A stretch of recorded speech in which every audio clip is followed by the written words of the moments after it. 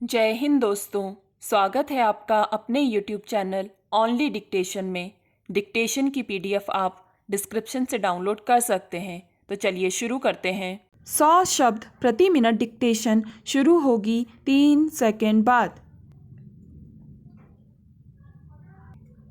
महाशय जी, मैं आपका स्वागत करता हूँ कि आपने मुझे बोलने का मौका दिया है। यह बिल यहाँ पर लाया गया है वह अति महत्वपूर्ण बिल है। उसको देखकर आपको पता लगेगा कि किस प्रकार से आज हमारे देश के अमीर गरीब लोगों का शोषण कर रहे हैं। आज हमारे देश में जो बेकारी की समस्या है वह भी इस बिल में मौजूद है तथा आपको यह जानकर प्रसन्नता होगी कि उस समस्या का निराकरण और समाधान कारक उत्तर भी इस बिल के अंदर मौजूद है। मैं आपको एक बात और बताना चाहता हूँ कि अभी पीने के पानी के लिए जो नल कनेक्शन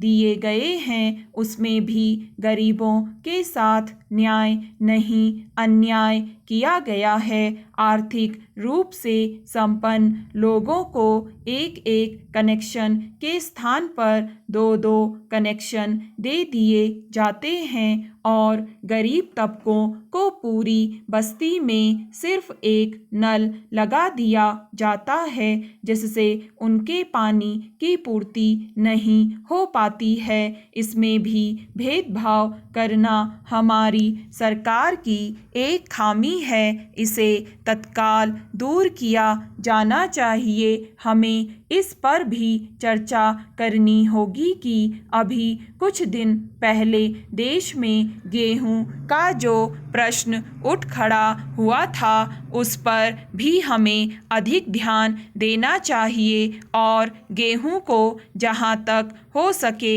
सस्ते दामों पर मुहैया कराना चाहिए ताकि गरीब मजदूर वर्ग को कुछ राहत मिल सके। श्रीमान जी, मैं एक और दूसरी बात आपको बतलाना चाहता हूँ और वह यह है कि सारे देश में एक ऐसा समान कानून बनाया जाए जिससे बड़े बड़े व्यापारियों पर शिकंजा कसा जा सके। ऐसे जमाखोर लोग रोज़मर्रा की चीज़ें गेहूँ, दाल, चावल, तेल गोदाम के अंदर जमा करके रख लेते हैं और जब भुखमरी पड़ती है या अनाज की कमी होती है तब ये लोग उसे मुँह मांगे दामों पर यानी कि ऊंचे भावों में गल्ला को बेच देते हैं।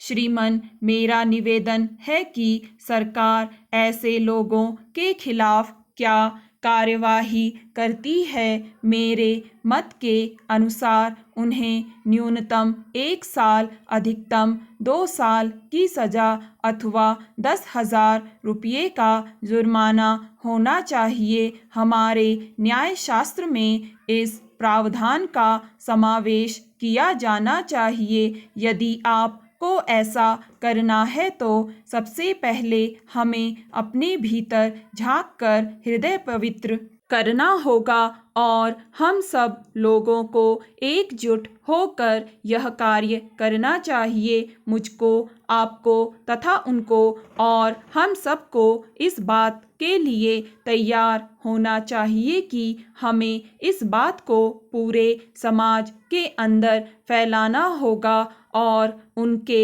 दिलों में यह बात घर कराना है कि जब हम सब मिलकर कुछ करेंगे तभी समाज का भला होगा, देश का भला होगा। अगर एक दूसरे के इंतज़ार में हम बैठे रहेंगे तो इस समस्या से कभी भी छुटकारा नहीं मिल पाएगा। महोदय, मनुष्य ने जिस समय से खेती करना सीखा उस समय से ही खेतों के लिए खाद और सिंचाई करने के लिए पानी की आवश्यकता का अनुमान हो गया था। इसी कारण से आज भी हमारी प्राचीन सभ्यताएं ज़्यादातर नदी के किनारे पर पाई जाती हैं। मानव जाति आज बड़ी तेजी से विकास कर रही है। वह अपनी आवश्यकता की पूर्ति और कृषि उपज बढ़ाने के लिए भूमि को ज़्यादा से ज़्यादा सिंचाई के साधनों को करीब लाने का प्रयत्न कर रहा है। इसके लिए आवश्यकतानुसार छोटे बड़े बांध बनाए जा रहे हैं। बड़े बांध बनाने से अधिकतम ज़मीन डूब में आ जाती है, जिसके कारण अनेक गांव, जमीन और आबादी प्रभावित होती है। इसका दुष्प्रभाव यह होता है कि उनको मुआवजा देना पड़ता है। उन्हें मूलभूत सेवाएं उपलब्ध करवाना सरकार का दायित्व होता है। इस उत्तरदायित्व को निभाने के कारण सरकार पर अनावश्यक भार पड़ता है। मैं चाहता हूं कि विस्थापितों को उचित मुआवजा और मूलभूत सुविधा प्रदान कर दी जाए। भारत में गरीब बेरोजगार लाखों लोग रोजगार की तलाश में इधर उधर दर दर भटकते रहते हैं। मैं यहाँ जिक्र करना चाहूँगा कि राजस्थान, गुजरात एवं अन्य प्रदेश के लोग पानी की कमी के कारण अपने परिवार एवं जानवर सहित जहाँ पर पशुओं के लिए पानी और चारा उपलब्ध होता है वहाँ पर चले जाते हैं। पानी की पुनः उपलब्धता होने पर वे अपने गंतव्य पर वापस आ जाते हैं। प्रत्येक वर्ष बिहार, उड़ीसा एवं दूसरे प्रांत के मजदूर पंजाब में खेतों पर मजदूरी करने के लिए चले जाते हैं। खुली सड़क पर जन्म लेना और वहीं मर जाना उनकी नियति बन गई है।